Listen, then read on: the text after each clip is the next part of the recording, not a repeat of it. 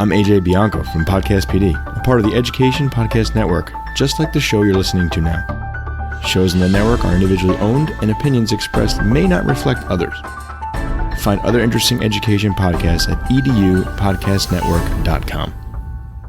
Hey, welcome back. Steve here, and today I'm talking with Ralph Rick Steinke. Rick is an award-winning author of the Jake Fortina Thriller series. He is a West Point graduate and spent a lifetime career in U.S. national security roles. Our focus today is his latest, Vital Mission, a Jake Fortina love story. What an awesome conversation. What an incredible story. You're going to love this talk. Thanks for listening. Oh, by the way, before you go, it'd be so cool if you helped out the podcast. How could you do that? Glad you asked. Here are 3 ways. 1, you could tell a friend and share links. 2, you could go to my website and leave a review and subscribe. Or 3, you could click on the link on my website homepage where it says buy me a coffee. And by doing this, you could donate $1 or $2 to help me address the costs associated with producing the podcast. That would be so cool. You are awesome. Enjoy the show. It's the Education Podcast, your favorite show, with lots of groovy guests and they share what they know. So crank it up to 10 and let your neighbors know that here's another show with Dr. Steve Milletto.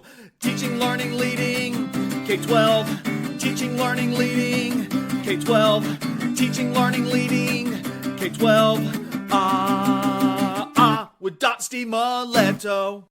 Ralph Richard Rick Steinke is the award-winning author of a memoir, Next Mission, U.S. Defense Attaché to France, to be republished in 2026. He is also an award-winning author of the Major Jake Fortina series, which includes Major Jake Fortina and the Tier 1 Threat, 2022, Jake Fortina and the Roman Conspiracy, 2023, and Change of Mission, a Jake Fortina Series Novel, 2024. All Jake Fortina books have received awards individually and as a series. Steinke has spent a lifetime in U.S. national security roles, including 28 years in the U.S. Army and 14 in the Department of Defense. His official duties have taken him from the U.S. Military Academy at West Point to over 30 countries on the Eurasian landmass, including Afghanistan and Ukraine.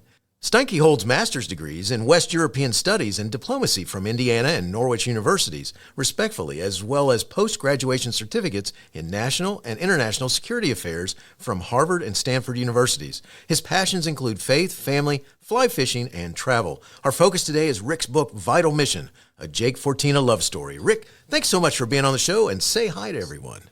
Stephen, thank you so much for having me on your show. Appreciate anybody who might be listening to this. I love your moniker, teaching, learning, leading.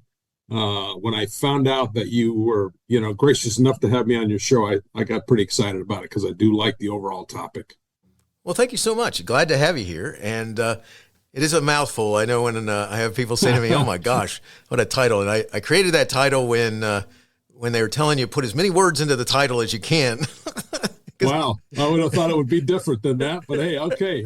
But I get it. Some of my book titles are kind of long too, so. Well, it's funny but it does have a message. I think about teaching, and then we learn, and then we are able to lead from there, and that's what. And those, I'll tell you, from my experiences, my humble experiences, those 3 proactive words go hand in hand, 100%.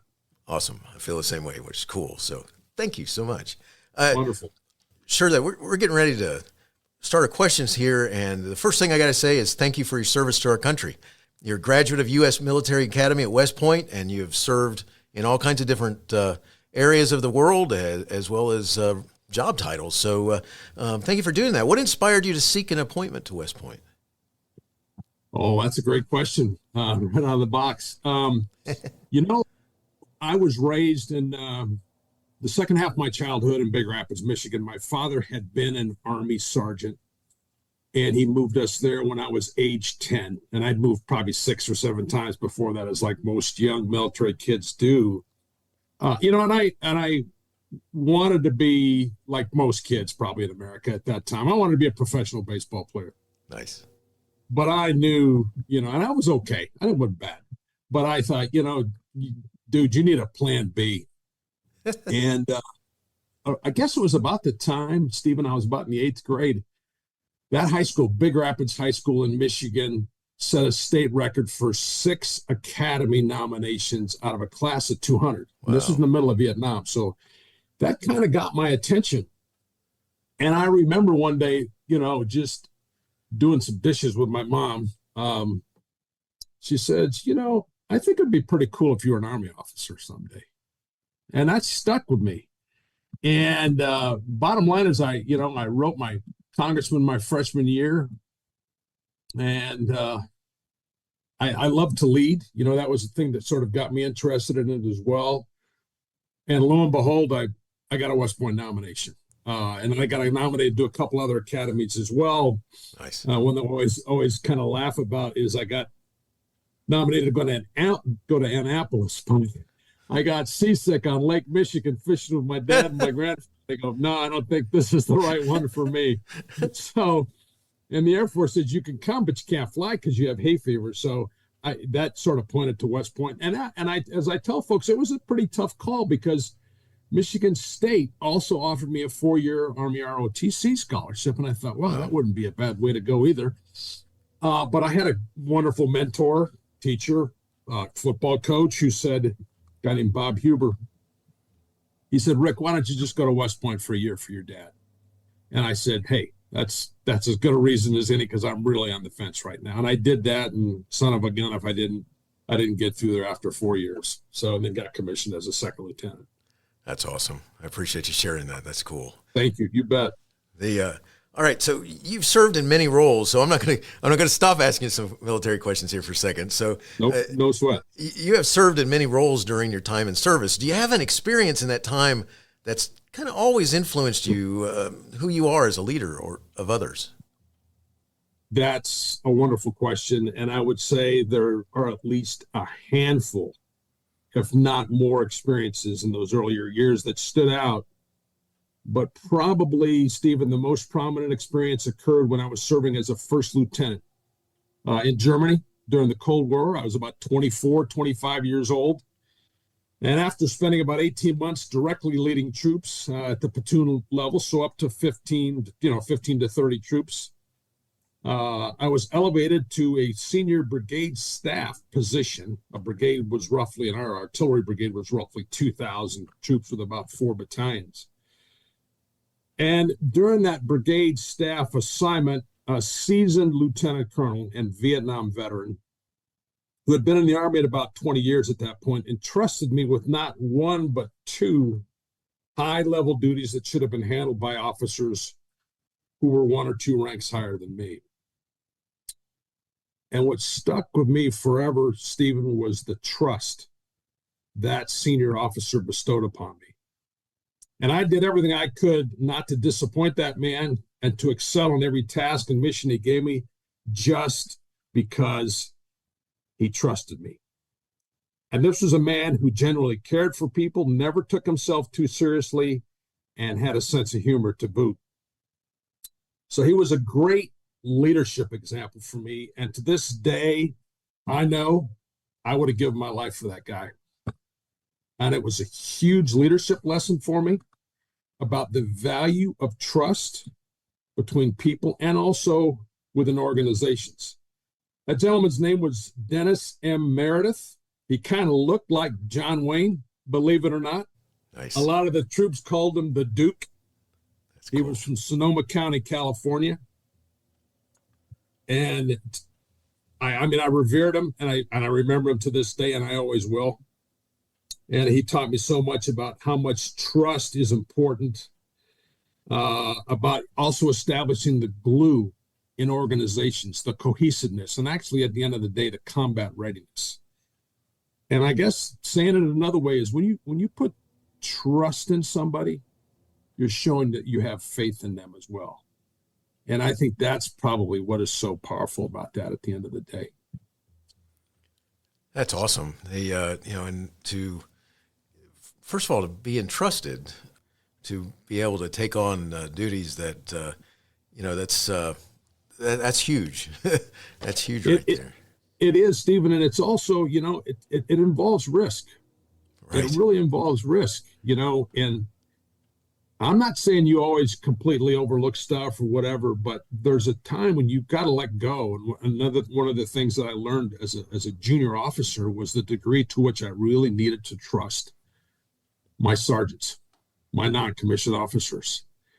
And just by virtue of that alone, I think we performed as well as and were as combat ready as any organizations that were out there, because we had faith and trust in each other. We knew that when the stuff hit the fan, we'd be there for each other at the end of the day. That's so awesome. I love it. And it's so difficult for some to give up that ability, and it, in whatever, whether it's the military or whether it's a local owned McDonald's or something like that. And it's interesting how some can't back off that control. That's so true. And we've most of us, unfortunately, probably have worked for people who have been the opposite. And I've had that kind too. And trust me, without using the pun here, I knew which way I wanted to be and how I wanted to lead after that. So awesome. I love it. Thank you so much for sharing that. All right. So we're going to get into you as an author now. You're a thriller author. And what made you say, and I'm a huge fan of thrillers. All right. Wonderful. That's a good start. That's great. Yes, I read all kinds of stuff. And although right now, if my wife and sons were on here, they'd be laughing at me going, well, he's very slow too. All right. But I read a lot, and thrillers are my favorite. And you read a lot, you can write a lot, but go ahead. Thanks. So I got to ask you this. What made you say, I think I want to be a thriller writer? Yeah, super question. I will tell you that it was a bit of an evolution. Okay, it wasn't really an overnight thing, but it kind of evolved, and then of a sudden I got to the epiphany sort of point of the whole thing. The first thing was, Steve, I'd aspired to a senior Defense Department job, which I was second place for. Okay, I didn't get the job at the end of the day, and it was a huge disappointment, quite frankly. But it kind of put the handwriting on the wall for me that the 40+ year run that I had was probably going to end. I maybe could have stayed a couple more years or whatever, but I realized that I needed a change, and it was like I felt like God was pointing me in the direction of, hey, you maybe got some other talents here that you might be able to put into effect. And so writing was the thing that came to mind. I always liked to write, and like you said, you read a lot. I used to read a tremendous amount, and I remember reading something about Louis L'Amour, who was a great Western writer of the 80s and 90s. He got the Presidential Medal of Freedom from Ron Reagan and all this stuff. And I read that between ages 20 and 25, he read 100 books a year. Okay. Now, I was nowhere near that. Yeah, I know. It's just stunning, right? Yes. 100 books a year. Now, he was jumping, he was cruising on ships and stowaway. He had a very adventuresome life, but the guy read a lot. And so to write after that was a piece of cake, so I never got quite close to that, but I knew I'd read a lot. So there was that. And the second thing that probably inspired me most was, especially after I wrote my memoir, was that there's a lot that America doesn't know about that goes on behind the scenes in security cooperation overseas between military, between diplomats, between intelligence people, between law enforcement, that keep us safe to the extent they can keep us safe. And so there's a lot that happens there. And I wanted to tell that story about security cooperation. A lot of my books are about that. And I mentioned sergeants before. I hold our American military non-commissioned officers, our sergeants in the Army or the Marine Corps, the Air Force, and our petty officers in the Navy in very, very high regard, our frontline leaders. And so I wanted to bring them to the fore as well as part of my stories. I wanted to talk about military families as well and what they go through as part of my stories. And then finally, I wanted to talk about some of the local cultures that I've been involved in, whether it was in Afghanistan or whether it was in Italy or whether it was in France, for example, in some key positions that I had, and bring some of that to onto the table as well and expose people to that sort of thing. And my basic kind of mantra is, first of all, when I'm writing, is to entertain. It's got to be interesting. It's got to hold interest, right? But then I'd like to also educate folks and have fun with that. And then perhaps even on the highest level, is maybe enlighten folks.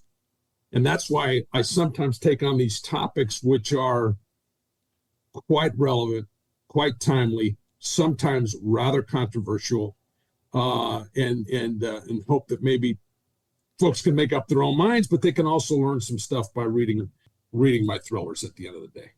That's awesome. I love it. Thank you, sir. One of the things that with thrillers that I would think is quite a bit of challenge is what you were talking about, making it interesting and that keeps the reader's attention. Do you have like a secret thing that you try and do to make that happen? Wow, it's a really good point. Stephen, I took 3 master classes before I started down this path. James Patterson was the first one. Second one was a guy named Dan Brown. Probably heard about him. Yes. And then the third one was Ken Follett. Nice. And one of the continuous threads through all of their teachings and crafts, if you will, is to do exactly what you talked about, is to keep that tension going. And so one of the things that I do that is a good technique for me, at least, is I keep my chapters relatively short. 3 to 5 pages on average is a chapter. And I try to keep them crisp. I try not to give the story away at all until you should give it away, which is near the end, right? Nice.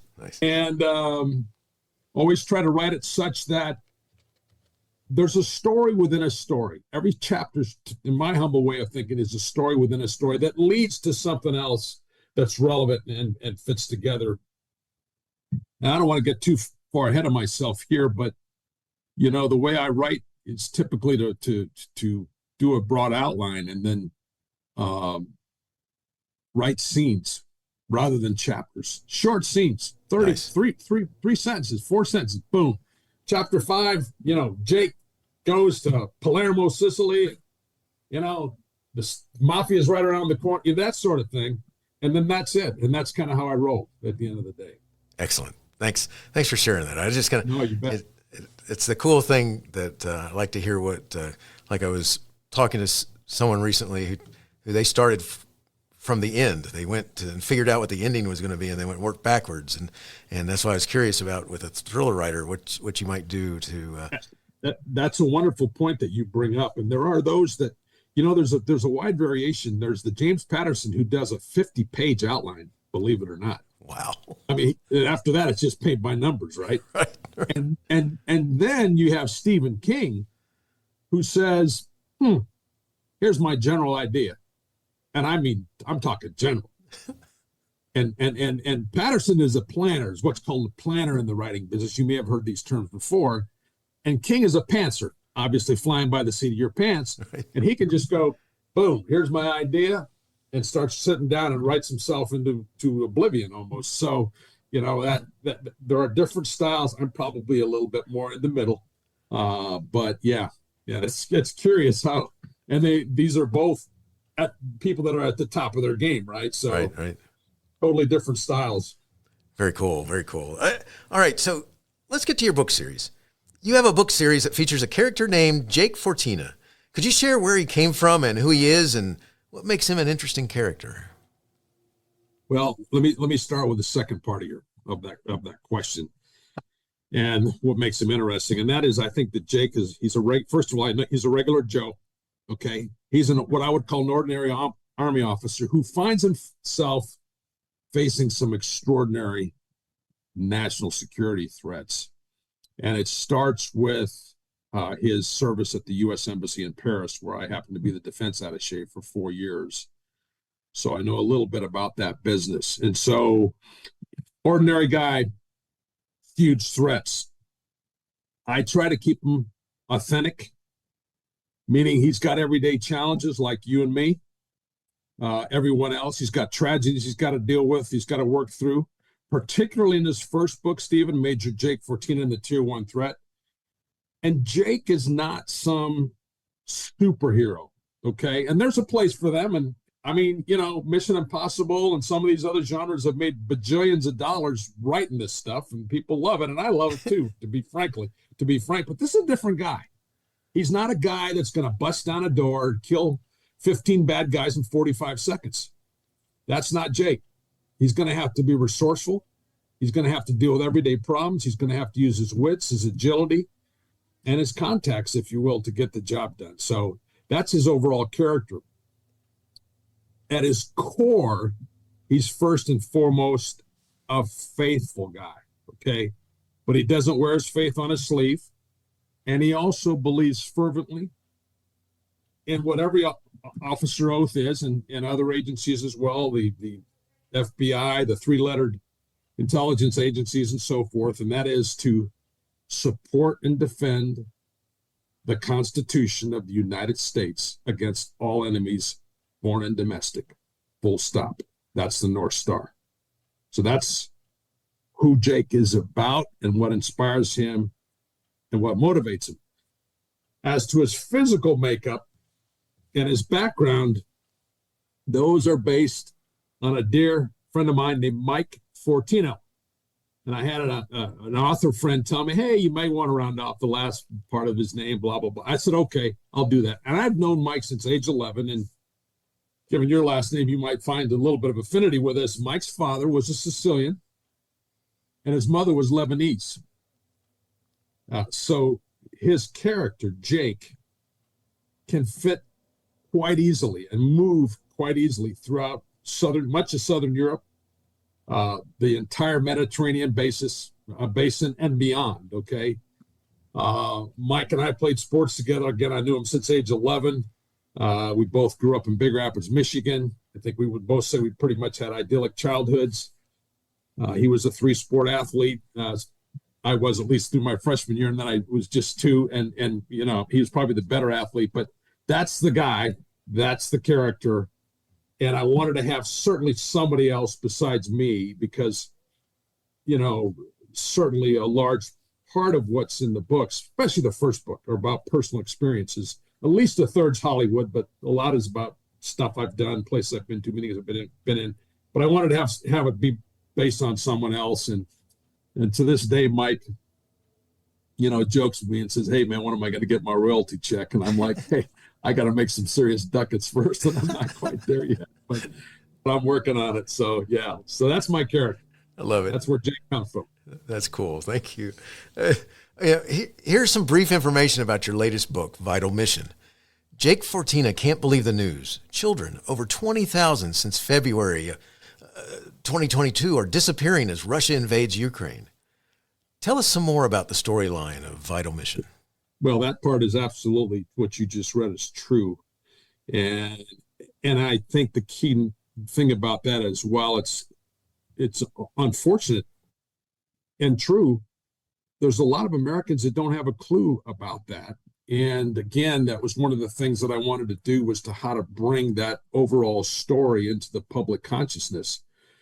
And but if you can imagine for a minute or two, if these were your kids, or if they were the children of a dear friend of yours or a relative of yours, and then if you can imagine for a minute, if they were the closely related children of somebody who had risked his life to help you out with a problem. And so that's kind of what this story is about. It's about a friendship between Jake, who, as in his books, is a Army officer for most of them, and then he retires.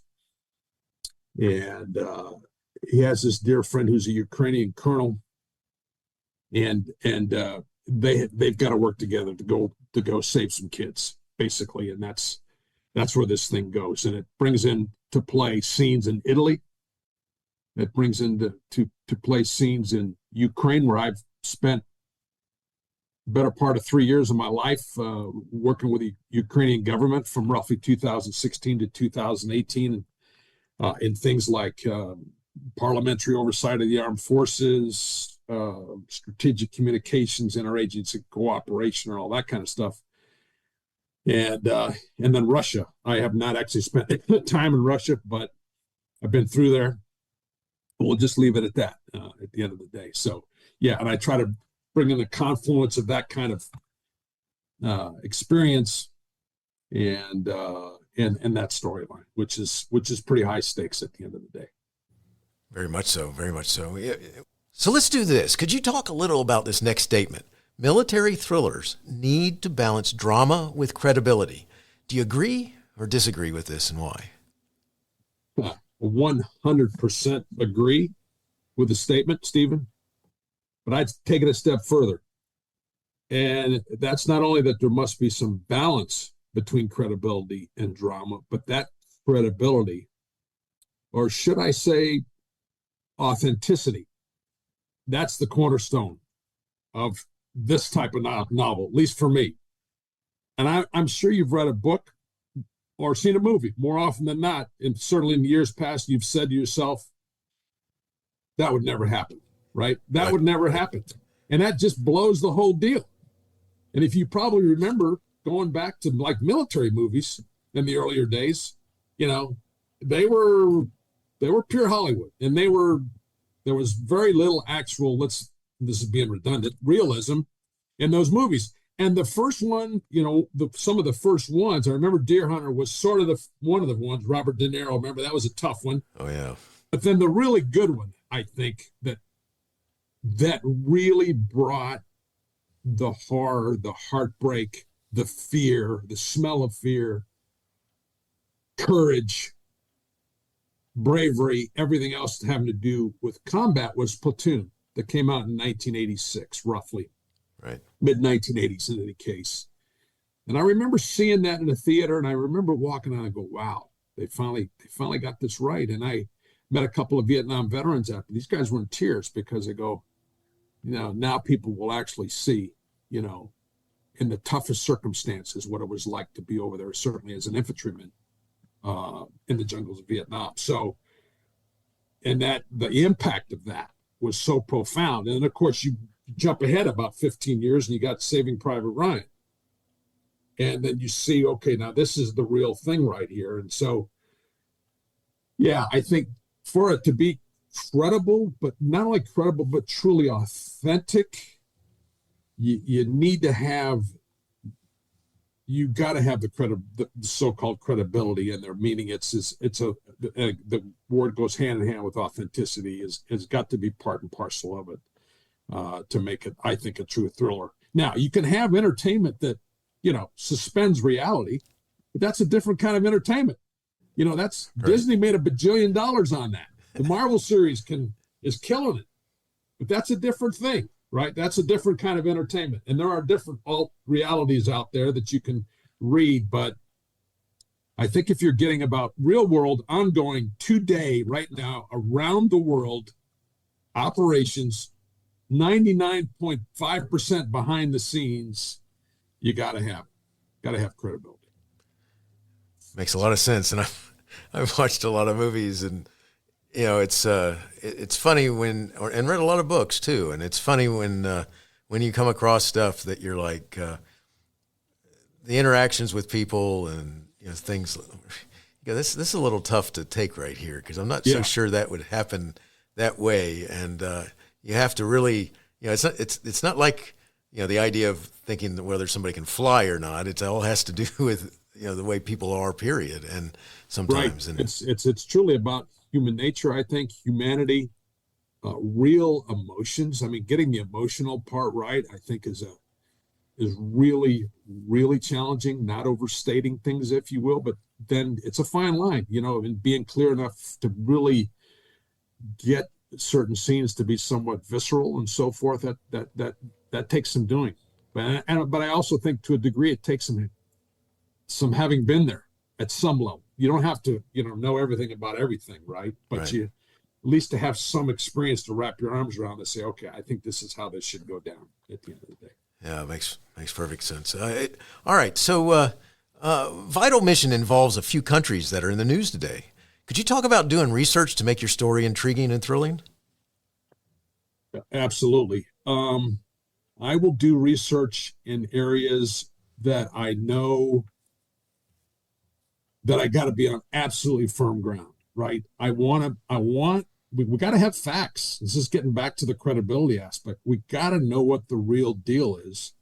And so as I write a plot, and there are areas that I move it into that I may not have, let's say, recent experience in, I want to make sure that I'm on solid ground. And so I guess part of the benefit as a writer of having a few advanced degrees is you learn how to do some research and you learn how to think critically, and you know that you've got to make sure why a certain source is writing what they say, and if they have a certain political bias or not, and all that stuff comes together in sort of a confluence to making sure you've got ground truth as well as you think you can establish it at the end of the day. And that sometimes has to come into play, again, to come back to your authenticity stuff. And so because I do take current stories like the one that's out there now, Vital Mission, about the Ukraine-Russia conflict and the terrible, heinous kidnapping of children from Ukraine into Russia.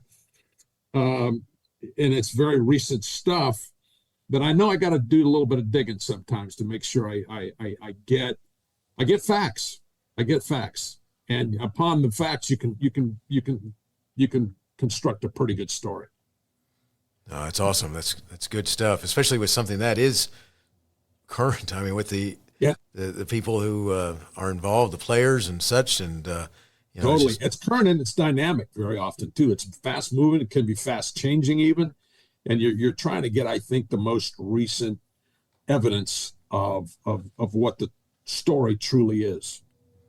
Most definitely. All right. So with a career like you've had, that's expansive, and the involvement across the world and being in different positions and such, what role do you think the experiences you've had over your career assist you in creating realistic scenes and issues and characters?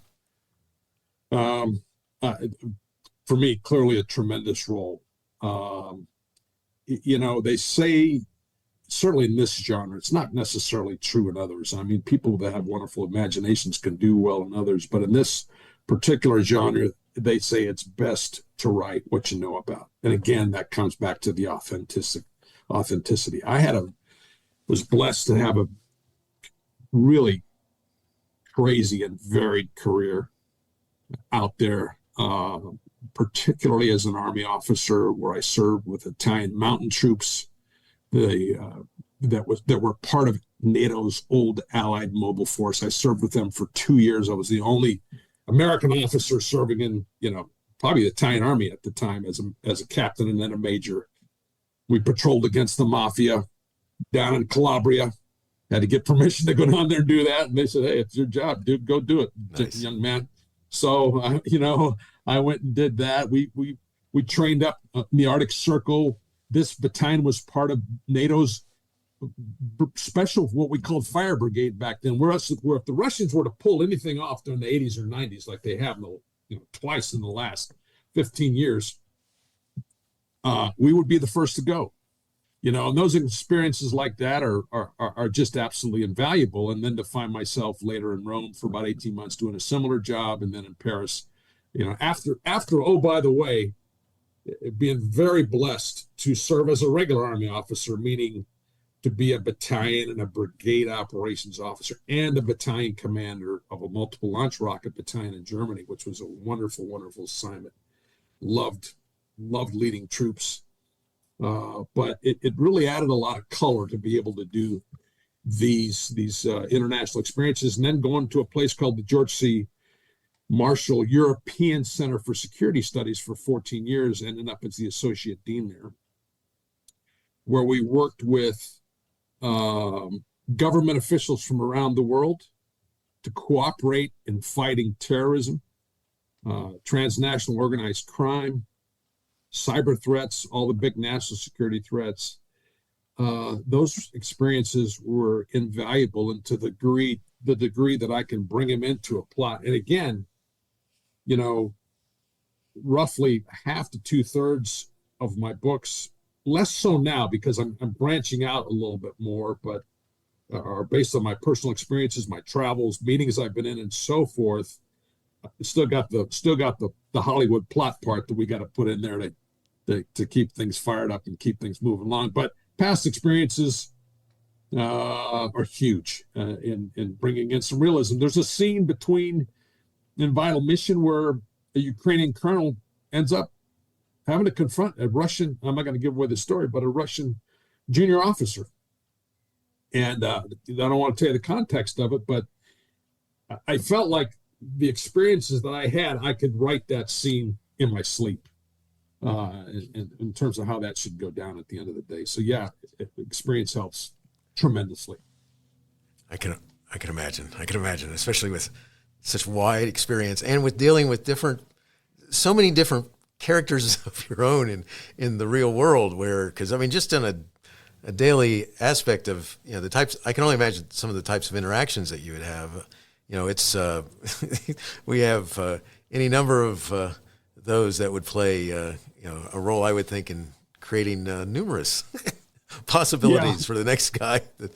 And I would also say, just on the U.S. side, Stephen, just on the U.S. side, cooperating with other, particularly as a defense attaché, and then also at the George C. Marshall Center, working directly with FBI guys, nice. that sort of cross-seating, intelligent former CIA agents, sometimes active guys that are working in that realm, cool.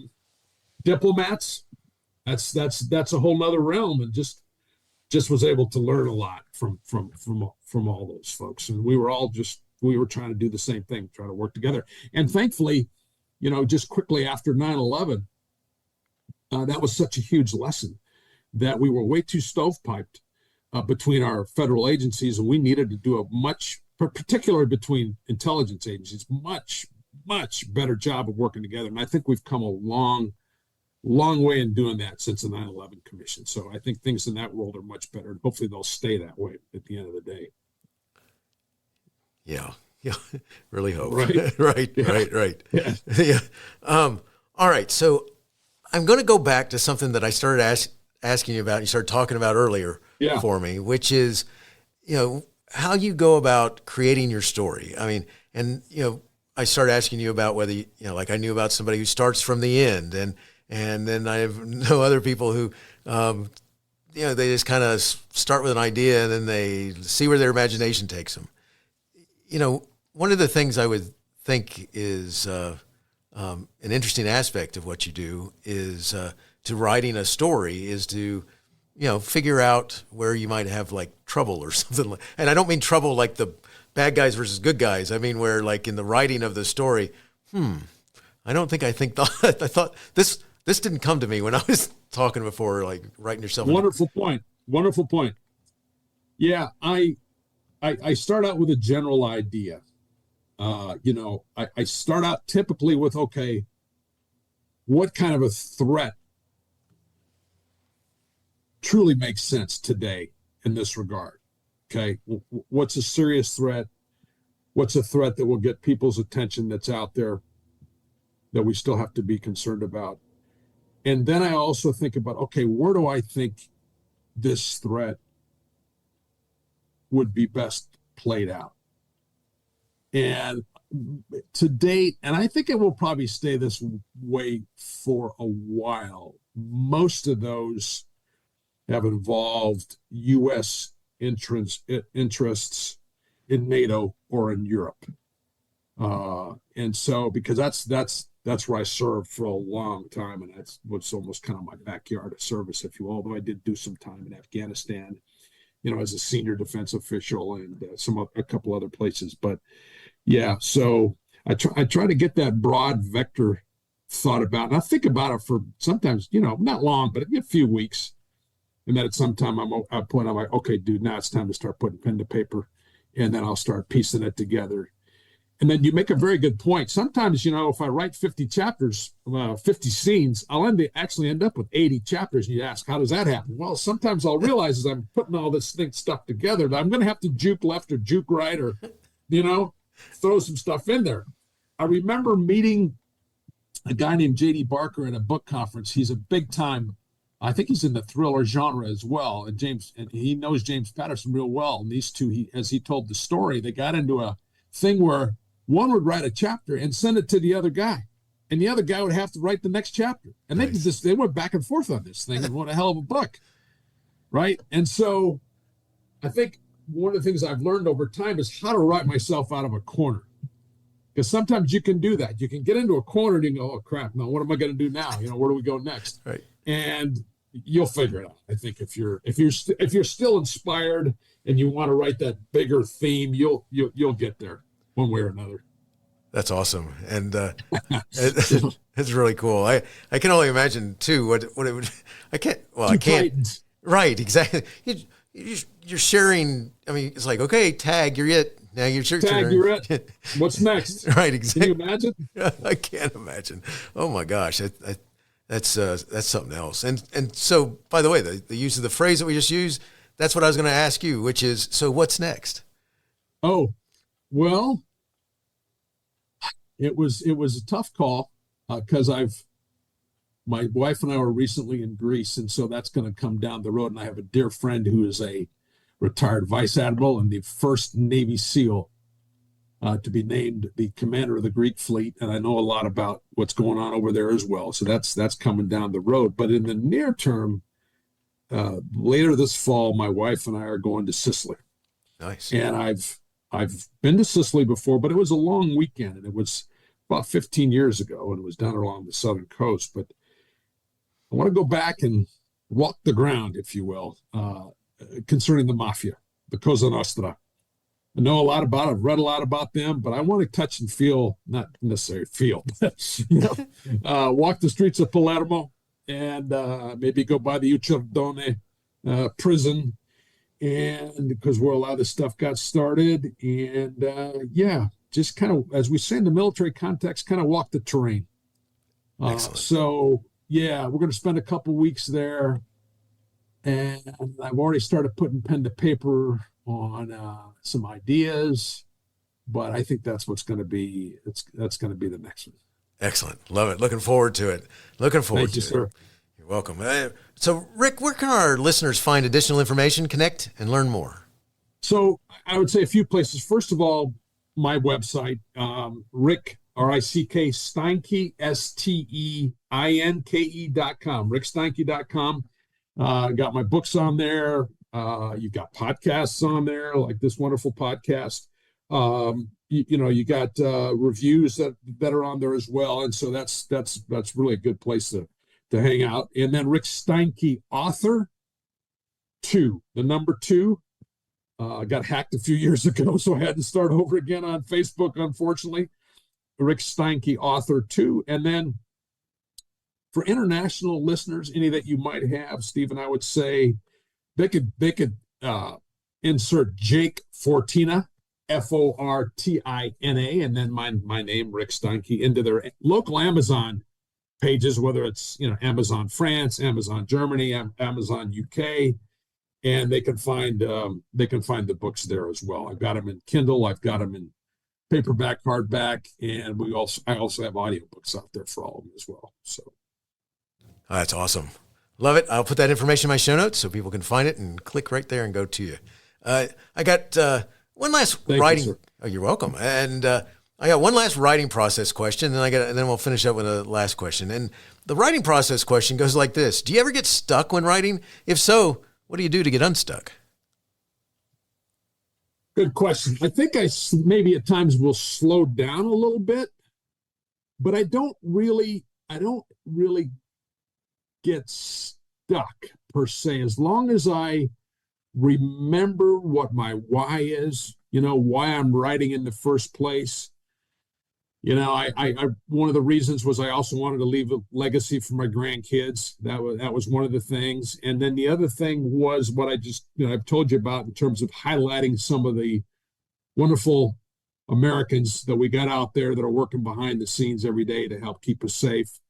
And that stuff gets me to get my butt up and, figure out how to get out of a jam sometimes when I'm writing. So yeah, I can sometimes get, I get slow, I hit a speed bump, I'll slow down a little bit, but in terms of seriously getting stuck, I knock on wood when I'm hitting my head right now. I would hope that would never be the case.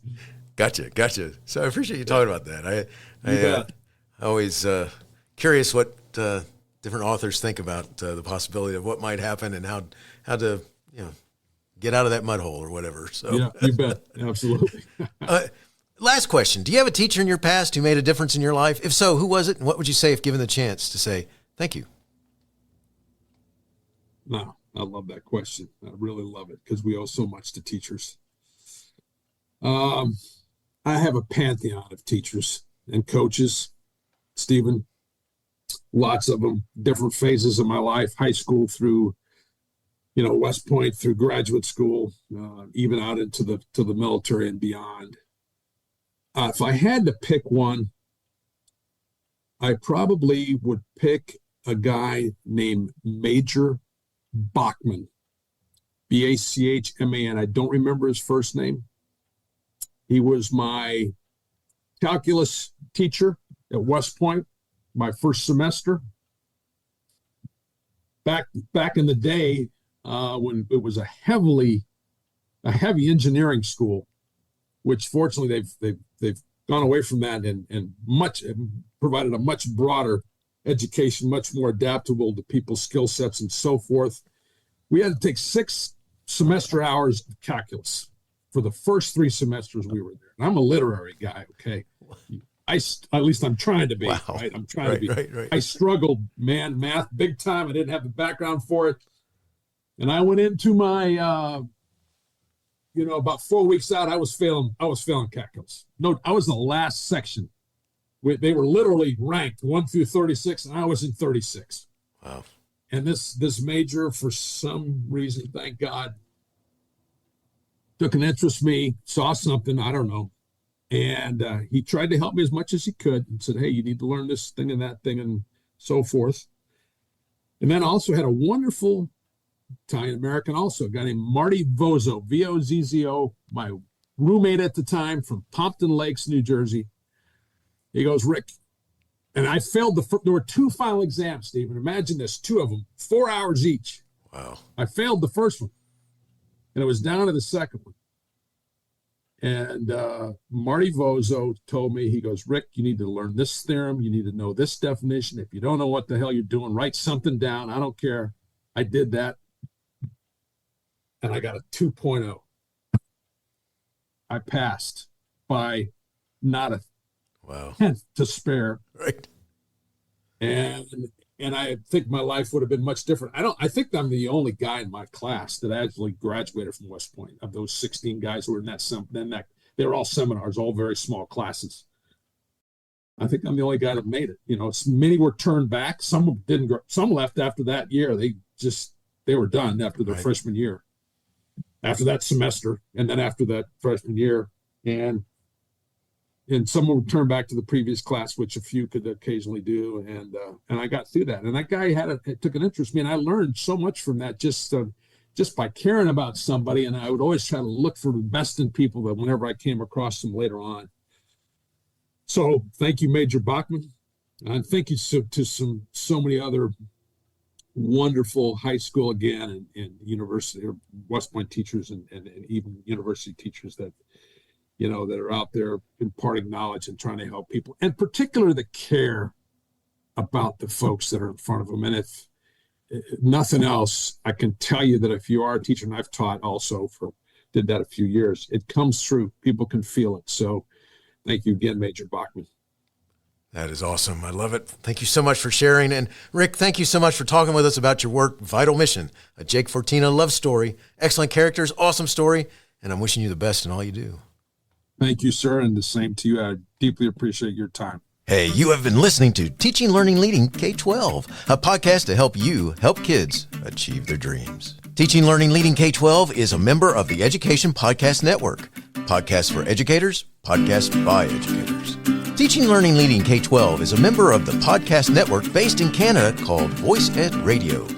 Voice Ed Radio, your voice is right here. The opinions expressed on Teaching, Learning, Leading K-12 are those of the guests and host. Teaching, Learning, Leading K-12 is intended to share ideas, advice, and suggestions. Teaching, Learning, Leading K-12 is produced for educational purposes. Hey, thanks for listening. It would be awesome if you visited my website at stephenmiletto.com and connected with me, left a review, and listened to more episodes. And by the way, you could also share it with your friends, with your family, and your colleagues. Thanks so much. You're awesome.